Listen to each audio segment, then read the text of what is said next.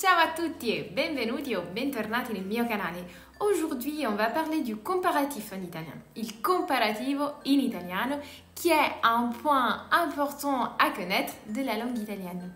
Le comparatif permet de comparer un élément avec un ou plusieurs autres éléments. Quand le comparatif porte sur un adjectif ou un adverbe, il sert à mettre en relation des qualités. Quand le comparatif porte sur un verbe ou un nom, il sert à mettre en relation des quantités. Le comparatif permet d'exprimer soit la supériorité, soit l'égalité, soit l'infériorité d'une qualité ou une quantité d'un élément par rapport à celle d'un autre élément. Nous allons donc voir ensemble comment employer le comparatif en italien avec des exemples pour vous aider à mieux les retenir. Vous trouverez également un petit exercice à la fin de la vidéo pour vérifier que vous avez bien compris le comparatif. Comme d'habitude, prenez des notes, répétez à voix haute et cominciamo! On commence avec le comparatif de qualité, de supériorité. Il comparativo di qualità di maggioranza. Le premier terme de la comparaison est introduit par più, le second par di. Par exemple, Marco è più alto di Bruno. Marco è più grand que Bruno. Et n'oubliez pas de faire la contraction de l'article avec la préposition di précédant un nom ou un pronom possessif. Si vous avez des doutes, vous pouvez retourner voir ma vidéo à ce sujet. Je vous montre un exemple. La tua camera è più spaziosa della mia. Ta chambre est plus spacieuse que la mienne. Faites attention quand la comparaison de deux qualités concerne un même sujet. Le premier terme de la comparaison est introduit par più, mais le second terme par che. Par exemple, il corridoio è più lungo che largo. Le couloir est plus long que large. Vous voyez, on a seulement un sujet, il corridoio, le couloir, et deux qualités, lungo et largo. Et alors, dans ce cas, le second terme de comparaison est introduit par che. On va voir maintenant le comparatif d'égalité entre deux noms. Il comparativo d'uguaglianza. Par exemple, Federico è tanto alto quanto suo padre. Federico est aussi grand que son père. On a le premier terme de comparaison, Federico, plus tanto, plus adjectif, plus quanto, plus le second terme de comparaison, suo padre. Faites attention, le mot tanto est souvent omis. On peut dire aussi Federico è alto quanto suo padre. Et quand la comparaison de deux qualités concerne un même sujet, qu'est-ce qui se passe pour le comparatif d'égalité? Dans ce cas, rien ne change. Par exemple, Sofia è tanto bella quanto intelligente. Sofia est aussi belle qu'intelligente.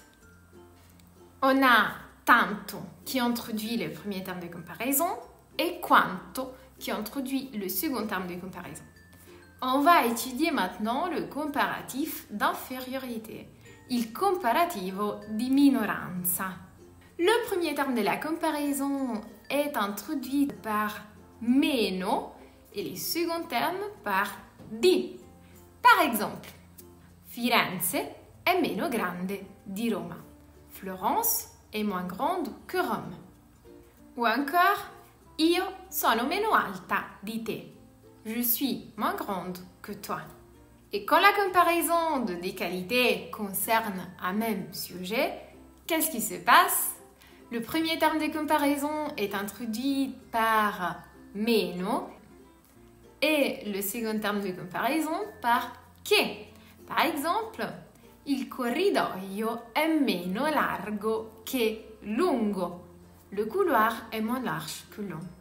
On passe maintenant au comparatif des quantités, al comparativo di quantità.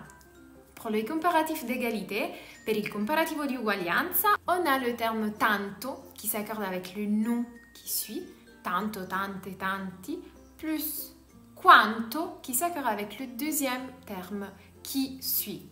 Par exemple, ci sono tanti ragazzi quante ragazze. Il y a autant de garçons que de filles.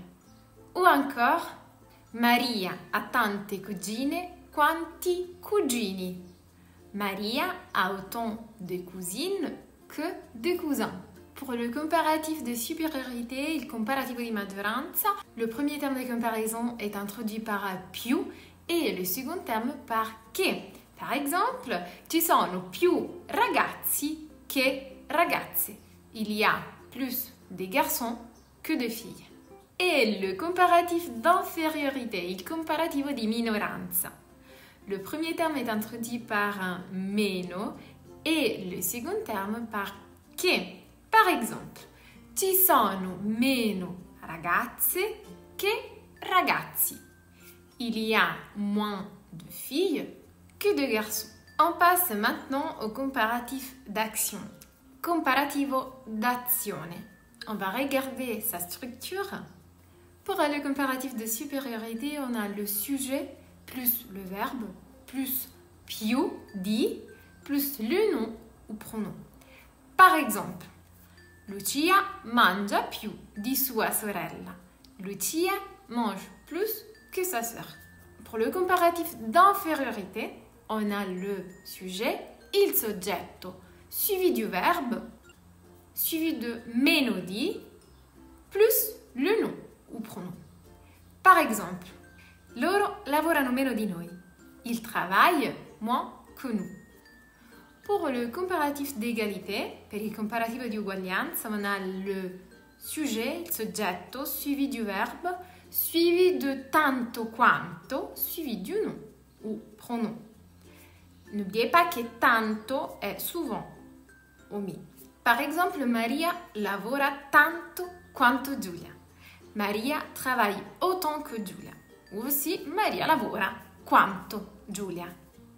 Et alors, comment savoir si c'est più che ou più di qu'il faut utiliser? On fait un récapitulatif. Quand la comparaison de deux qualités concerne un même sujet. Par exemple, Sara è più furba che intelligente. Sara è più maline qu'intelligente. Ou encore avec deux adverbes, Luigi studia più rapidamente che efficacemente. Luigi étudie plus rapidement qu'efficacement.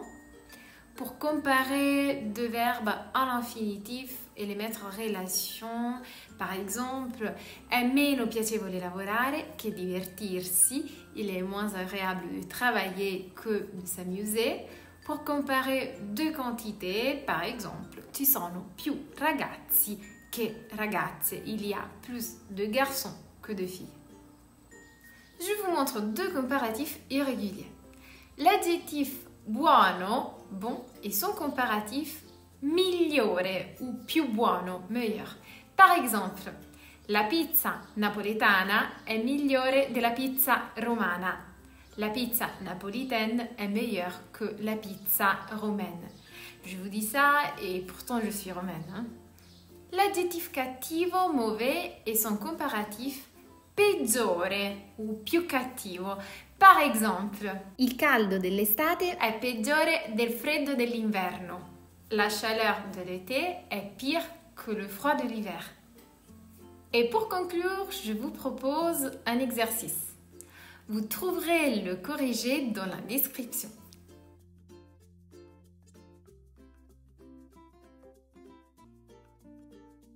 Et voilà, c'est fait. Vous connaissez désormais le comparatif en italien. Il nous reste à aborder le superlatif qu'on verra dans des prochaines vidéos. N'oubliez pas de vous abonner à ma chaîne pour rester toujours au courant de mes prochaines leçons. Per aujourd'hui c'est tout. Ci vediamo la settimana prossima con una nuova lezione di italiano. Ciao a tutti e grazie.